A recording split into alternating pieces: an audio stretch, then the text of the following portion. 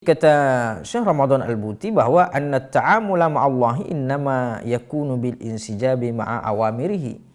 Bil insijami ma'a awamirihi. Jadi kita menjalankan usaha dan ikhtiar itu adalah karena perintah Allah Subhanahu wa taala yang memang memerintahkan kepada kita. Maka sikap yang sempurna, yang baik bagi seorang mukmin itu adalah menggabungkan antara ikhtiar zahir dengan juga tafwid, penyerahan yang sempurna kepada Allah Subhanahu wa taala. Assalamualaikum teman-teman. Jangan lupa klik subscribe di channel Tafakur Video ya, dan aktifkan tanda loncengnya. A'udzubillahi minasyaitonirrajim. Bismillahirrahmanirrahim. Assalamualaikum warahmatullahi wabarakatuh. Alhamdulillahirabbil alamin, bi ni'matihi tatimmus shalihat. وبفضله تتنزل الرحمات وبكرمه تنال البركات وبعفوه تبدل السيئات بالحسنات أشهد أن لا إله إلا الله وأشهد أن سيدنا محمدا عبده ورسوله اللهم صل وسلم على سيدنا ومولانا محمد وعلى آله وأصحابه أجمعين اللهم افتح لنا فتوح العارفين وارزقنا فهم النبيين وحفظ المرسلين wa ilhamal malaikatikal muqarrabin birahmatika ya arhamar rahimin. Amma ba'd. Kaum muslimin dan muslimat yang dimuliakan Allah Subhanahu wa taala. Alhamdulillah kita bersyukur kepada Allah atas segala nikmat yang dianugerahkan. Mudah-mudahan dengan kita bersyukur kepadanya ditambahkan segala nikmat yang baik dalam kehidupan kita. Karena Allah Subhanahu wa taala mengatakan la in syakartum la azidannakum, kalau kita bersyukur maka insyaallah terus ditambah oleh Allah Subhanahu wa taala berbagai macam nikmat. Kemudian kita berselawat kepada Nabi sallallahu alaihi wasallam dan mengucapkan Allahumma shalli ala sayyidina Muhammad wa ala ali sayyidina Muhammad. Assalamu alayka ya Rasulullah, assalamu alayka ya Habiballah.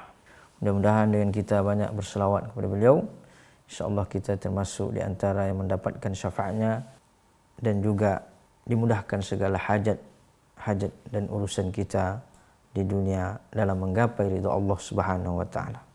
Pada kesempatan kali ini kita masuk dan mengkaji masih dalam kitab Hikam Imam Ibnu Athaillah As-Sakandari, itu hikmah-hikmah yang ditulis oleh beliau sebagai implementasi daripada perjalanan beliau seorang ahlullah, sebagai hamba yang menurut para ulama bahwa mencapai derajat yang mulia di sisi Allah Subhanahu wa taala dalam perjalanan tazkiyatun nafas, dalam menyucikan jiwa. Dan memang beliau populer sebagai mursyid, sebagai pembimbing, sebagai guru dalam kajian tazkiyah. Dan kitabnya ini ditulis dalam beberapa hikmah yang mana itu keluar daripada ucapan-ucapan beliau.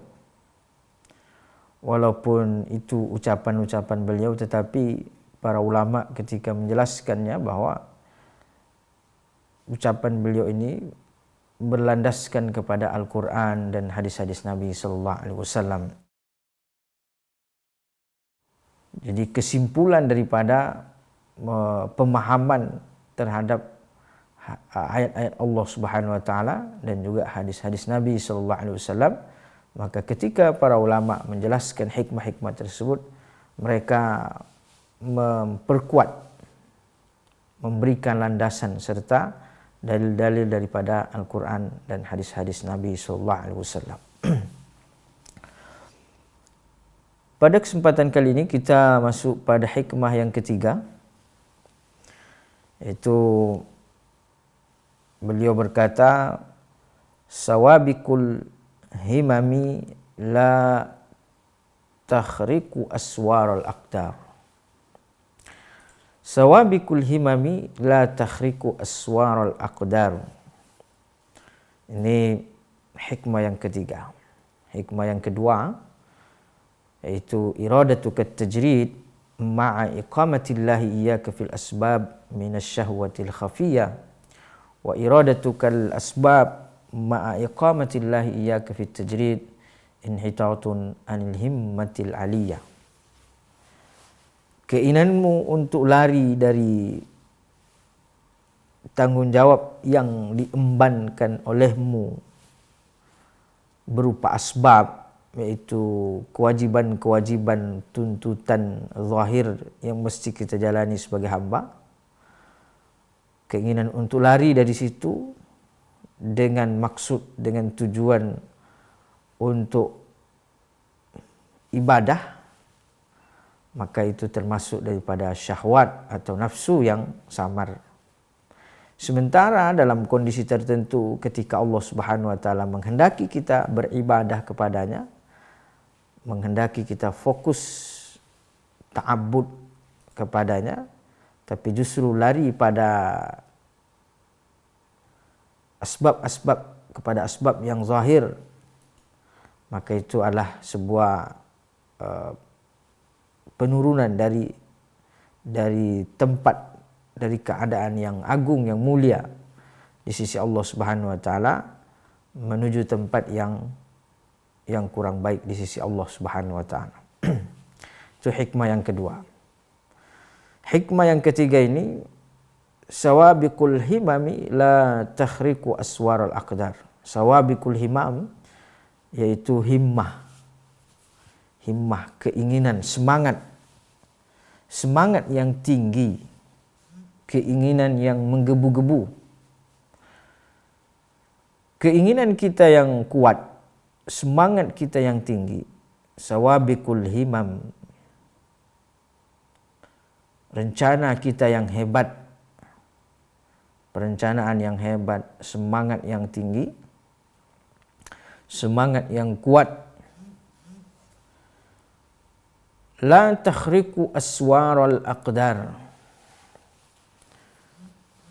itu tidak bisa menembus atau tidak bisa melewati daripada aswarul aqdar.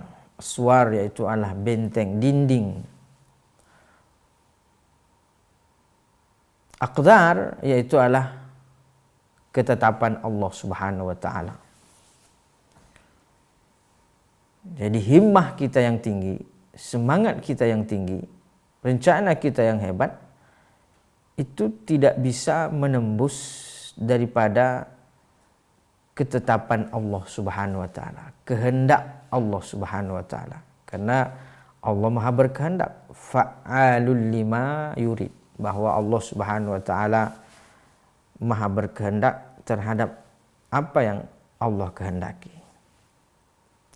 Fa'alul lima yurid. Maka dalam hikmah ini mengajarkan kepada kita bahwa kita diperintahkan untuk, dalam hikmah yang kedua, bahwa kita ada kewajiban kita untuk menjalani asbab, menjalani tuntutan, kewajiban zahir, kewajiban bekerja, kewajiban berusaha, kewajiban kita untuk menjalankan apa yang semestinya kita laksanakan terkait dengan kewajiban-kewajiban kita dalam kehidupan, ketika sakit berobat, ketika ingin kenyang ya berusaha untuk makan, ketika punya tanggung jawab, kewajiban maka melaksanakan, berusaha untuk sebaik mungkin melaksanakannya. Maka kita ada kewajiban tuntutan yang berupa zahir. Itulah disebut dengan asbab. Maka kita menjalani asbab, kewajiban tuntutan itu, usaha dan ikhtiar itu adalah sebagai bentuk ibadah kita kepada Allah Subhanahu wa taala. Jadi kita menjalankan daripada asbab, menjalankan daripada kewajiban kita sebagai hamba, tuntutan kita sebagai hamba di dunia, yaitu bekerja, kita mencari rezeki yang halal, berobat ketika sakit, dengan segala macam usaha-usaha yang lainnya, itu yang disebut dengan asbab, disebut sebagai usaha dan ikhtiar kita, maka kita menjalani itu adalah sebagai bentuk perintah dari Allah Subhanahu wa taala. Tetapi tetaplah yang menentukan segalanya adalah Allah Subhanahu wa taala. Maka kata orang, kita hanya usaha dan ikhtiar, ya tetap kembali ketentuannya adalah kepada Allah Subhanahu wa taala. La haula wala quwata illa billahil aliyyil azim. Allahul ladzi la ilaha illa huwal hayyul qayyum. Maka semua makna-makna ini adalah menunjukkan tentang bahwa Allah Subhanahu wa taala Maha berkehendak di atas segala-galanya.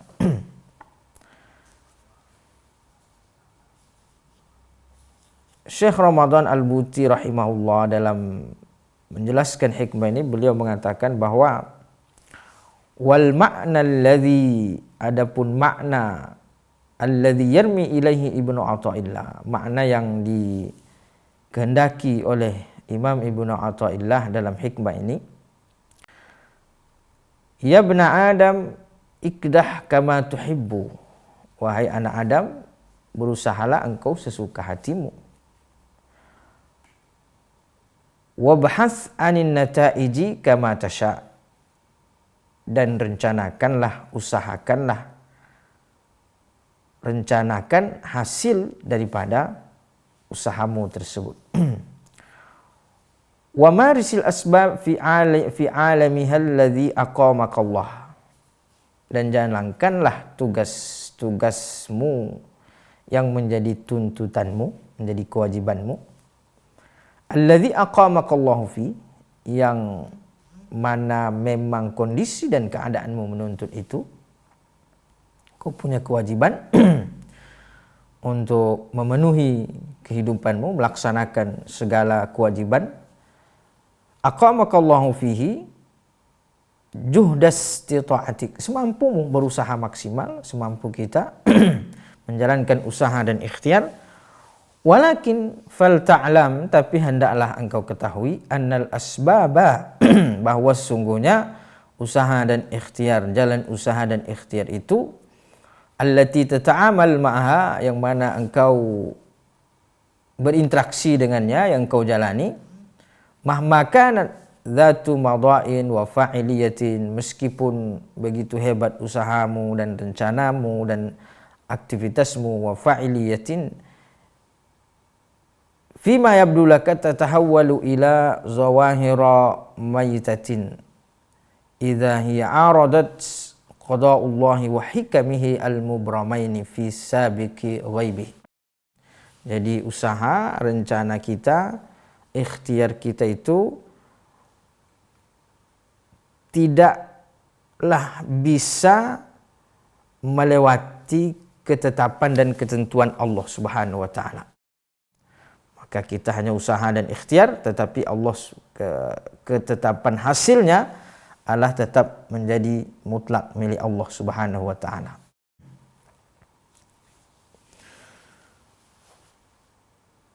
Inilah makna yang dijelaskan oleh Syekh Ramadan Al-Buti dalam memaknai hikmah ini. Kemudian mungkin ada yang bertanya bahwa kalau sudah demikian, kenapa kita harus usaha dan ikhtiar? Artinya kalaupun kita usaha dan ikhtiar juga tidak bisa menembus daripada takdir ketetapan Allah Subhanahu wa taala, nah kenapa kita harus usaha dan ikhtiar?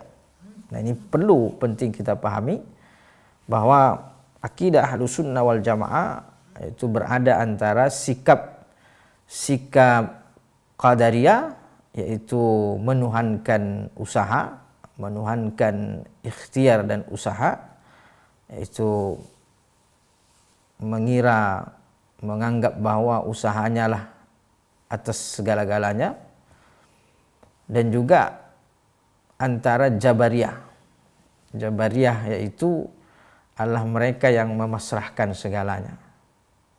Jadi pasrah sepenuhnya, tidak ada usaha dan ikhtiar, bahwa usaha dan ikhtiar kita ini tidak bermakna apa-apa, tidak berarti. Ahlus sunnah wal jamaah berada di antara keduanya, bahwa usaha itu harus kita jalani, bahwa ikhtiar itu kita harus jalani. Itu adalah tuntutan kita sebagai makhluk, sebagai hamba Allah Subhanahu wa taala, bahwa kita secara zahirnya dalam hal-hal tertentu kita punya usaha dan ikhtiar. Kita diciptakan oleh Allah Subhanahu wa taala bersama dengan sunanul kaun, sunnah-sunnah kauniyah. Itu ada yang disebut dengan sunnatullah di atas muka bumi. Ketika kita usaha, biasanya usaha kita itu tidak mengkhianati hasil. Itulah yang disebut dengan sunnah kauniyah. Sunnatullah, ketika kita makan biasanya kita menjadi kenyang. Ketika kita minum biasanya kita menjadi hilang dahaganya. Ketika kita bekerja biasanya kita mendapatkan rezeki. Dan begitulah seterusnya. Bahwa ada sunnatullah yang berlaku di atas muka bumi, yang diciptakan oleh Allah Subhanahu wa taala. Maka kita sebagai manusia, sebagai hamba, itu kita harus menjalani daripada sunnah tersebut. Kita harus menjalani daripada sunnatullah. Tapi bagaimana sikap kita terhadap menjalani sunnah tersebut, sunnatullah? Bagaimana kita bersikap sebagai seorang mukmin? Nah, inilah di sini ahlu sunnah, sikap para ulama-ulama akidah ahlu sunnah menjelaskan bahwa kita berikhtiar, kita usaha yang disebut dengan kasab, yaitu usaha kita, tetapi tetap ketetapan dan ketentuan adalah milik Allah Subhanahu wa taala, dan semuanya terjadi atas izin Allah Subhanahu wa taala.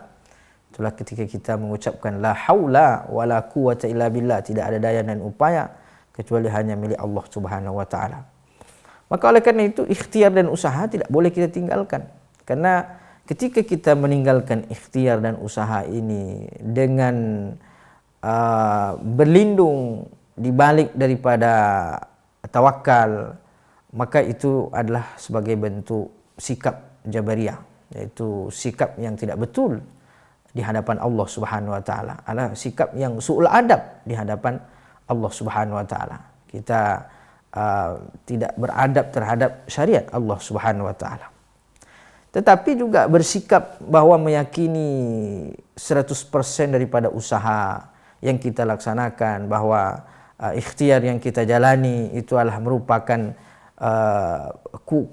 kekuatan dari kita, adalah merupakan kehebatan dari kita yang akan menghasilkan hasil sesuai dengan yang kita rencanakan, maka itu adalah juga merupakan su'ul adab juga, merupakan daripada perkara yang tidak baik, sikap yang tidak baik seorang hamba di hadapan Allah Subhanahu wa taala. Karena Allah Subhanahu wa taala mengatakan, kalaulah kita berkehendak terhadap sesuatu, maka katakanlah insya-Allah. Jika Allah berkehendak, ketika kita berazam, wa iza azamta fatawakkal 'ala Allah. Kalau berazam yang kuat, maka tetaplah bertawakal kepada Allah Subhanahu wa taala. Nah, itu kenapa pentingnya kita menjalani usaha dan ikhtiar. Jadi kata Syekh Ramadan Al-Buti bahwa anna ta'amula ma'allahi innama yakunu bil insijabi ma'a awamirihi, bil insijami ma'a awamirihi. Jadi kita menjalankan usaha dan ikhtiar itu adalah karena perintah Allah Subhanahu wa taala yang memang memerintahkan kepada kita. Maka sikap yang sempurna, yang baik bagi seorang mukmin itu adalah menggabungkan antara ikhtiar zahir dengan juga tafwid, penyerahan yang sempurna kepada Allah Subhanahu wa taala. Dan ini banyak kalau kita kaji secara dari nas-nas Al-Quran, hadis Nabi sallallahu alaihi wasallam, bagaimana misalnya kisah Sayyidatuna Maryam, kisah Sayyidah Maryam sebagai wanita yang mulia, wanita yang agung, wanita yang suci, yang memang dinazarkan oleh orang tuanya untuk mengabdi di Baitul Maqdis, yaitu berada dalam pengawasan yang baik, berada di lingkungan yang baik, hanya beribadah kepada Allah Subhanahu wa taala, mengabdi kepada Allah Subhanahu wa taala. Sayyidatuna Maryam sampai juga dikaruniakan oleh Allah Subhanahu wa taala berupa anak yang istimewa yang kemudian kelak menjadi seorang nabi dan rasul, yaitu adalah Sayyiduna Isa alaihi salam, Nabi Isa alaihi salam. Sayyidatuna Maryam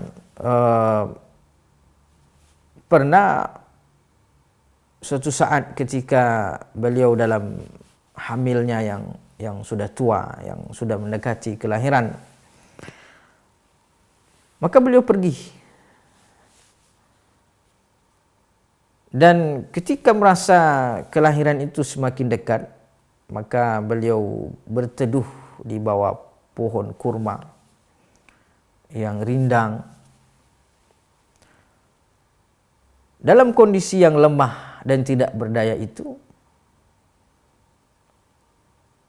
Allah Subhanahu wa taala memerintahkan kepadanya untuk menggoyangkan pohon yang ada di belakangnya, sebagaimana firman dalam surah Maryam ayat 25 mengatakan bahwa wahuzzi ilaiki bijiz'in nakhlati tusaqit alaiki rutaban janiya. Allah Subhanahu wa taala merintahkan kepadanya bahwa goyangkanlah pohon kurma yang ada di belakangmu itu, goyangkan. Maka dia akan menjatuhkan, menggugurkan buah-buah kurma yang segar untuk dimakan. Nah, di sini kata para ulama bahwa perintah Allah Subhanahu wa taala kepada Sayyidatuna Maryam yang sudah lemah, tidak berdaya, tetapi Allah Subhanahu wa taala perintahkan kepadanya untuk menjalani usaha dan ikhtiar itu. Wahuzzi ilaiki bijiz'in nakhlah, yaitu goyangkanlah pohon kurma itu, maka dia akan menjatuhkan. Seberapa mampu kuatnya seorang wanita yang dalam keadaan fi ghayatid dha'fi, yang memang dia sudah berada dalam puncak kelemahan, ketidakberdayaan karena akan melahirkan. Ketidakberdayaan itu, kelemahan itu, Allah Subhanahu wa taala memerintahkan kepadanya untuk berusaha dan ikhtiar. Nah, maka di situ antara usaha, mungkin usaha yang dipandang tidak seberapa, tetapi Allah Subhanahu wa taala dengan kekuasaannya, dengan kudratnya menggugurkan, bahkan yang tadi tidak ada kurma yang masak dari buah kurma tersebut, tapi tiba-tiba berjatuhan kurma yang masak kepada Sayyidatuna Maryam untuk bisa dimakan, untuk bisa dinikmati saat itu.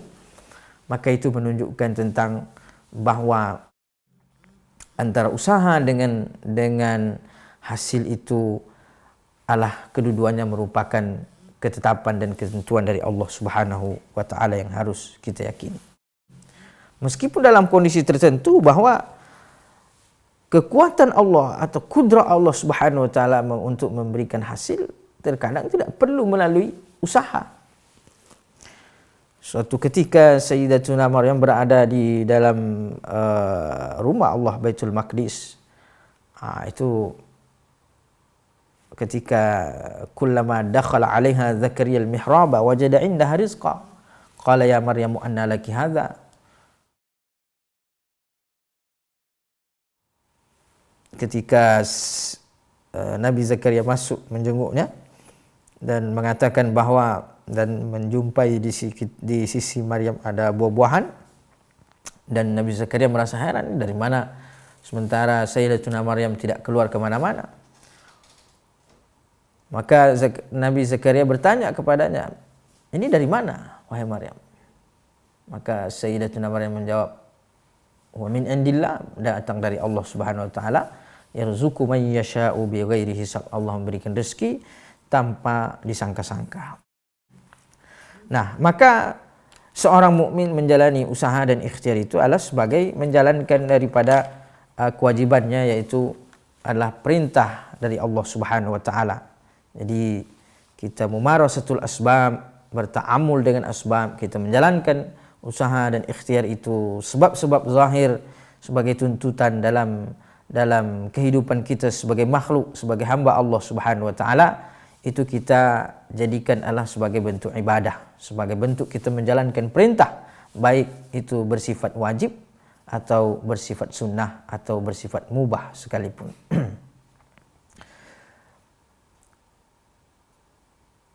Nah, ini semua terkait dengan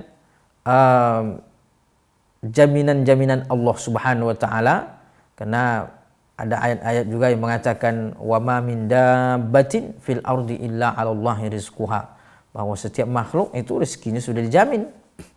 Tetapi kita juga diperintahkan untuk bekerja dan berusaha, beraktivitas. Maka oleh karena itu, usaha kita sebagai bentuk ibadah, ikhtiar kita sebagai bentuk ibadah,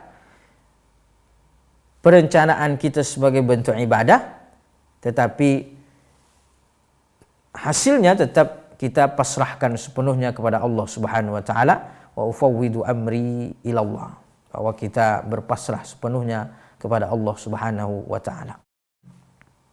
Jadi himmah, semangat kita yang tinggi itu tetap harus dibarengi dengan kepasrahan kepada Allah Subhanahu wa taala, sehingga dengan itu tidak melahirkan penat.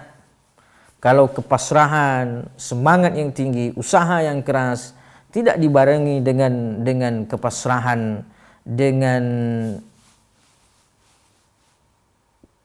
kesiapan untuk menerima segala ketetapan Allah Subhanahu wa taala, maka ketika hasilnya tidak sesuai dengan yang diinginkan, maka nanti akan melahirkan lelah dalam hidupnya, melahirkan kekecewaan yang berat di dalam hidupnya, karena dia terlalu menguatkan daripada sisi azamnya, menguatkan daripada sisi keinginannya. Maka Allah Subhanahu wa taala memerintahkan kita untuk berikhtiar yang maksimal, tetapi Allah juga memerintahkan kita untuk bertawakal. Dan itulah ketika seorang sahabat Nabi sallallahu alaihi wasallam meletakkan kendaraannya lalu tidak mengikatnya, tidak diikatnya, maka Nabi sallallahu alaihi wasallam bertanya kepadanya, "Kenapa engkau lakukan itu?" "Saya bertawakal kepada Allah Subhanahu wa taala." Maka Nabi sallallahu alaihi wasallam mengajarkan kepadanya, ikat dulu baru kemudian bertawakal, yaitu ada usaha. Dan ini semualah bentuk daripada perintah Allah Subhanahu wa taala, seperti misalnya kita diperintahkan untuk berobat. Nabi sallallahu alaihi wasallam mengatakan, kalau kita sakit, tadawu ibadallah, berobatlah wahai hamba-hamba Allah Subhanahu wa taala. Fa inna Allah lam yada' da'an illa wada'a ma'ahu shifaan illa al-haram. Jadi Allah Subhanahu wa taala mengatakan tadawu ibadallah, itu berobatlah wahai hamba-hamba Allah kalau sakit. Itu bentuk usaha kita dan ikhtiar kita, karena sesungguhnya Allah Subhanahu wa taala lam yada', Allah tidak menurunkan suatu penyakit illa wada'a ma'ahu shifa, kecuali ada obatnya dan ada kesembuhan insyaallah atas izin Allah Subhanahu wa taala. Maka ada perintah untuk berobat, ada perintah untuk berusaha, bekerja, mencari rezeki, ada perintah untuk makan, kulu min thayyibat.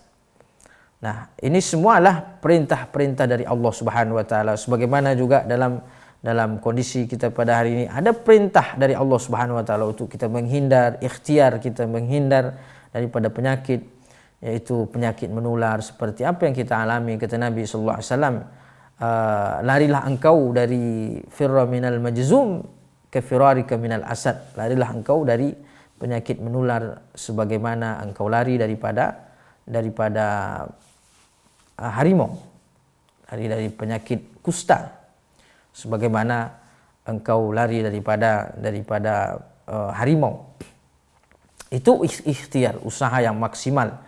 Bagaimana ketakutan kita mungkin barangkali terhadap hewan-hewan yang buas seperti itu, tetapi tetap Nabi sallallahu alaihi wasallam juga mengatakan bahwa la adwa itu artinya tidak ada penyakit yang menular.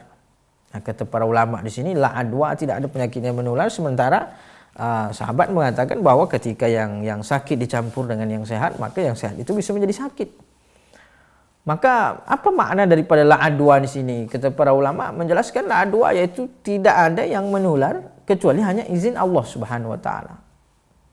Maka dalam hadis lain disebutkan bahwa ketika seseorang dia bersabar dengan kondisi, dengan keadaan yang dialaminya, sudah usaha maksimal, ikhtiar yang maksimal, tetapi tetap hatinya dia pasrahkan, wa huwa ya'lam, bahwa dia yakin, ya'lamu yakin, ilmu yakin, bahwa dia yakin la yusibahu illa ma qad katabahu Allah, bahwa dia yakin tidak akan menimpa sesuatu kecuali atas ketetapan Allah Subhanahu wa taala. Dia yakin dengan itu, maka di saat dia diancam oleh satu wabah, ketika dia menjalankan usaha dan ikhtiar semaksimal mungkin untuk menghindar darinya, sebagaimana itu perintah daripada syariat, perintah daripada Nabi SAW untuk lari, untuk menghindar, untuk usaha mengikuti segala macam anjurannya.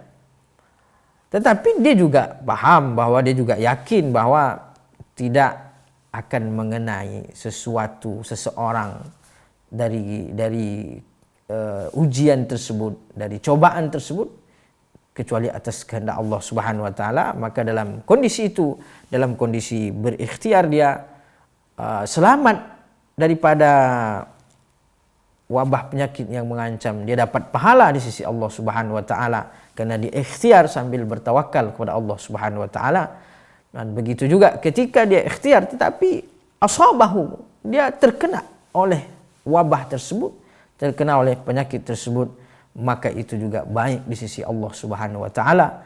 Maka dia mendapatkan, dua-duanya mendapatkan pahala syahid di sisi Allah Subhanahu wa taala, mendapatkan pahala yang agung di sisi Allah Subhanahu wa taala, dibalas ikhtiarnya, usahanya berupa ibadah, dan dibalas pula tawakalnya, keyakinannya, kepasrahannya kepada Allah Subhanahu wa taala.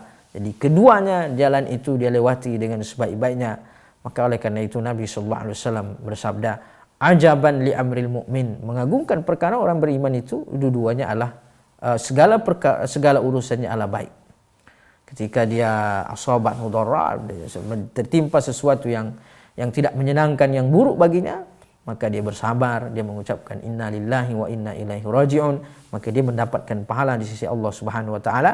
Ketika mendapatkan sesuatu yang menyenangkan, yang baik menurut dia, maka dia bersyukur wa hamidallah, alhamdulillah, maka di saat itu juga dia mendapatkan pahala di sisi Allah Subhanahu wa taala.